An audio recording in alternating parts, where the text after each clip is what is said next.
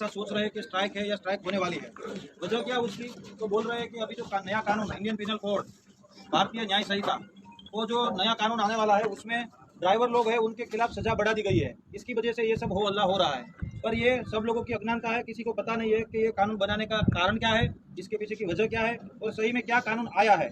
जो पुराना कानून था और नया कानून है उसमें बहुत बड़ा तफावत नहीं है। अभी आप लोगों ने देखा होगा आए दिन लास्ट 5-10 साल में ऐसे बहुत सारे एक्सीडेंट कार के द्वारा भी होते हैं कि बहुत स्पीड में कार चलाते हैं, 100, 150, 200 की स्पीड तक कार चला के चले जाते हैं और एक्सीडेंट करके कोई लोग एक या एक से ज़्यादा लोग मर जाते हैं। और फिर जब इन्वेस्टिगेशन करने की बारी आती है तो ऐसी कार या कोई कुछ भी मिलता नहीं है, ड्राइवर कौन है क्या नहीं। तो जो लोग मर जाते हैं उसके फैमिली को कुछ ना कुछ मुआवजा मिले, उसके लिए ये कानून में ये प्रावधान। इसकी पीछे की वजह ये है कि कोई एक आदमी है वो पूरे फैमिली का भरण पोषण करता है, उसको खाना पीना देता है, बाहर कमाने जाता है। आप लोग ड्राइवर है, ट्रक ड्राइवर है, तो आप लोग आसाम से गुजरात आते हैं, गुजरात वाले तमिलनाडु जाते हैं, पूरे देश में घूमते रहते हैं, इसलिए पैसे कमाने के लिए। पर ये कानून जो है वो आपको ड्राइवर यानी सिर्फ आप ट्रक ड्राइवर हो उसके लिए नहीं है। जो भी फोर व्हील चलाता है, जो भी टू व्हील चलाता है, सभी के लिए वही है। अगर मैं भी मेरी कार लेकर चलूँ तो मेरे ऊपर भी ये कानून लगता है। और ये तब लगता है, इसमें दो है, जो कलम है उसमें दो प्रावधान है। एक वैसा है कि अगर आपसे एक्सीडेंट हुआ है और कोई आदमी मर जाता है तो उसकी 5 साल की सजा है। दूसरा प्रावधान ये है कि अगर आपसे कोई एक्सीडेंट हुआ है और आप अपनी गाड़ी लेके भाग जाते हैं, आप खुद भी भाग जाते हैं और किसी को पता नहीं करते हैं, तो वो दूसरा प्रावधान है, वो है कि वो उसमें 10 साल की सजा है। अगर आप एक्सीडेंट हुआ है, आपकी गाड़ी छोड़ के नजदीकी जो भी पुलिस स्टेशन है, नजदीकी जो भी मजिस्ट्रेट साहब है उनके वहां चले गए, तो आपके ऊपर वो दूसरा वाला नहीं लगने वाला है। आपके ऊपर पहले वाला प्रावधान है, जो पहले वाला क्लोज है वही लगने वाला है, जो 5 साल का है, जो अभी भी है। अभी चालू जो कायदा है उसमें भी वही है। आप लोगों के बहुत सारे दोस्त हो गए जो ड्राइवर हो गए जिनके एक्सीडेंट हुए हैं, उनमें कहीं आपने सुना है कि 3 साल या 5 साल जेल में रहा। वो एक्सीडेंट होता है, पुलिस स्टेशन हाजिर होता है, जमानत होती है, वो छूट जाता है, फिर कोर्ट में केस चलता है। ठीक उसी तरह इसमें भी वैसा है कि आप लोग का एक्सीडेंट किसी से होगा, एक्सीडेंट हुआ, किसी की मृत्यु हुई, आप पुलिस स्टेशन चले गए तो आपके ऊपर वो क्लोज ही नहीं लगेगा 10 साल वाला, बात खत्म हो गई। अगर आपको डर लगता है कि चलो लोग इकट्ठा हो गए और आपको मारेंगे एक्सीडेंट की वजह से, तो वो आपका राइट है कि आप वहां से भाग जाओ, पर आप भाग के अपने राज्य में कहीं दूसरी जगह पे ना चले जाओ। आपके ट्रांसपोर्टर है, आपका जो भी सुपरवाइजर है, उनके पास जाओ, उनके साथ जाके पुलिस स्टेशन चले जाओ, बात खत्म हो गई। आपका केस भी वहीं निपट जाएगा और कोई पब्लिक वगैरह किसी का डर भी नहीं रहेगा।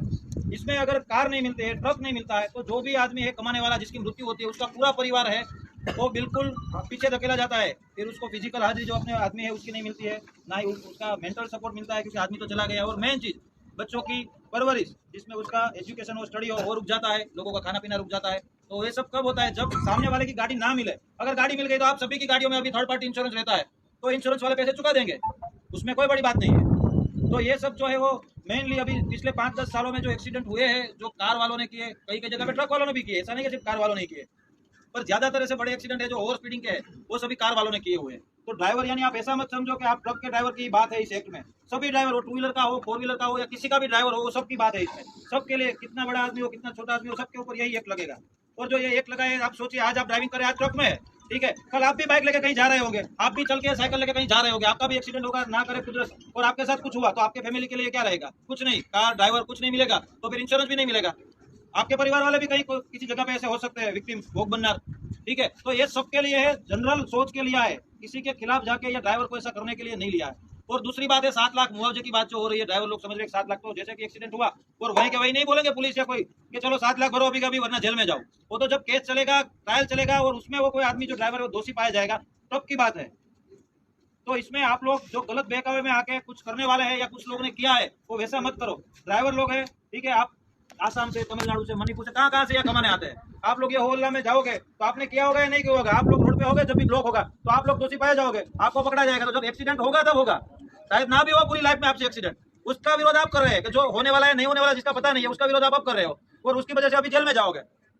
जिसके लिए आप विरोध कर रहे हो जेल में ना जाए उसके लिए अभी जेल में जाना पड़ेगा।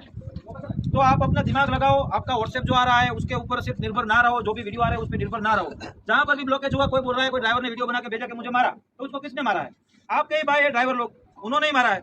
कोई पब्लिक को इसमें ये नहीं है कि रोड ब्लॉक करो या ऐसा कुछ करो, आपके भाई है ड्राइवर, उन्होंने इसको मारा होगा। तो ड्राइवर ही ड्राइवर को परेशान कर रहे हैं।